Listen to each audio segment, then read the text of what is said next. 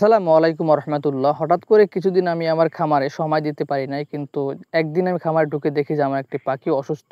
অর্থাৎ ঝিম মেরে বসে আছে। আমি ভাবলাম হয়তো পাখিটার ঠান্ডাজনিত সমস্যা হয়েছে। তো আমি যখন পাখিটাকে হাতে নিলাম, তখন দেখি যে না, পাখির ঠান্ডা লাগেনি, অন্য কোনো সমস্যায় ভুগতেছে। তো আমি যখন পাখিটাকে ধরার পরে আমি পিছনে যখন হাত দিলাম, তখন দেখতেছিলাম যে পিছনের ধারটা একেবারে শক্ত ইটের মতো হয়ে গেছে, একদম চাক দিয়ে গেছে। তো আমি ভাবলাম যে পাখির ডিম আটকে গেছে। তো সাধারণত এই সমস্যাটাগুলো কিন্তু অনেক সময় হয়, বা এটা যারা আপনারা কোয়েল পাখি পালন করেন তারা এই সমস্যাটা অনেকেই পড়েছেন, যে কোয়েল পাখি কিন্তু ডিম আটকে যায়। তো ডিম আটকে যাওয়ার মূলত কয়েকটি কারণ থাকে, যেমন আমরা এসএল যদি ভালো মতো ব্যবহার না করি, অথবা ডিমের প্রোডাকশনের জন্য বা ওই ডিমের রাস্তাটা পিচ্ছিল করার জন্য যে ওষুধগুলো খাওয়াতে হয়, সেগুলো যদি আমরা ঠিকমতো না খাওয়াই, তাহলে কিন্তু এই সমস্যাটা হয়। আবার অনেক সময় দেখা যায় যে কোয়েল পাখির ডিমের স্থানটা, মানে যেখান থেকে ডিমটা প্রোডাকশন আসে, ওই স্থানের থেকে ডিমটা অনেক সময় বড় হয়, যার কারণে আপনার ডিমটা কিন্তু আটকে যায়।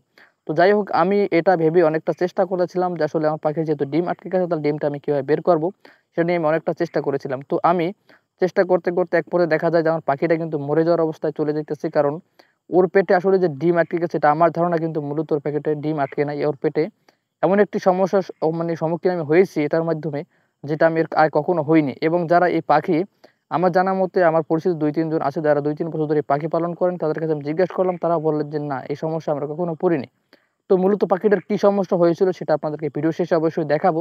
যারা আমার চ্যানেল নতুন দর্শক, তারা অবশ্যই চ্যানেলটাকে সাবস্ক্রাইব করে রাখবেন, এবং যারা ফেসবুক পেজ থেকে দেখছেন, তারা অবশ্যই পেজটিকে ফলো করে রাখবেন। তো দেখতেই পাচ্ছেন আমার পাখিরা কিন্তু একেবারে মরে যাওয়ার অবস্থায় চলে গেছে। কারণ ওখানে আমি চাপ যখন দিই, তখনই পাখিটা একেবারে ক্লান্ত হয়ে যায় এবং দুর্বল হয়ে যায়। দেখুন একবারে কল্লা একেবারে ঝিম মেরে গেছে, মানে ওটা মরে যাওয়ার অবস্থায় চলে গেছে। তো যাই হোক, আমি দীর্ঘ সময় ধরে চেষ্টা করতেছিলাম ডিমটা বের করার জন্য।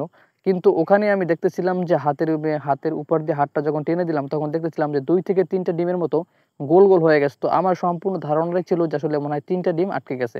তো আমি ভাবলাম যে ৩ টা ডিম একবারে কিভাবে বের করব? তো আমি চেষ্টা করতেছিলাম, যখন মানে ডিমের প্রোডাকশনের রাস্তার ওখানে একটা ডিমের মতো দেখা যায়, আমি ভাবলাম এটা আগে বের করি, তারপর বাকিগুলা বের করা যাবে। তো আমি এটা নিয়ে অনেকক্ষণ চেষ্টা করার পরে কিন্তু কোনোভাবেই আমি বের করতে পারলাম না। কারণ আমি যেটা ভাবছিলাম, আমার ধারণাটা সম্পূর্ণই ভুল ছিল। ডিমটা বের করতে চাই, তখনই দেখি যে পাখিটা মরে যাওয়ার অবস্থায় চলে যায়। তো ভাবলাম এটাকে কষ্ট না দিয়ে এবার বরং জবাই করে তারপর দেখি যে মূলত কি হয়েছে।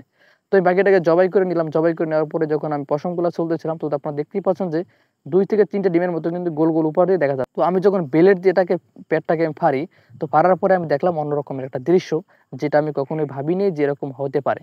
তো আমি ব্লেড দিয়ে ফাড়ার পর দেখি যে ওর পেটের ভিতরে আপনার চর্বি জমাট বেঁধে গেছে। তো চর্বিটা কেন জমাট বেঁধে গেছে, সেটা আসলে আমি কখনোই বুঝতে পারিনি। কারণ চর্বিটা জমাট বাঁধার কি কারণ হতে পারে? তো এইজন্য আমি আমাদের উপজেলা পশু হাসপাতালে আমি গেলাম। ওখানে বড় স্যারের সাথে কথা বললাম, "স্যার, আমার একটা পাখি এরকমের সমস্যা।" তিনি বললেন যে আসলে এটা কোনো সমস্যা বলতে, এটা আসলে পাখিটা প্রচুর পরিমাণে খাদ্য খেয়েছে, যার কারণে এই সমস্যাটা হয়েছে।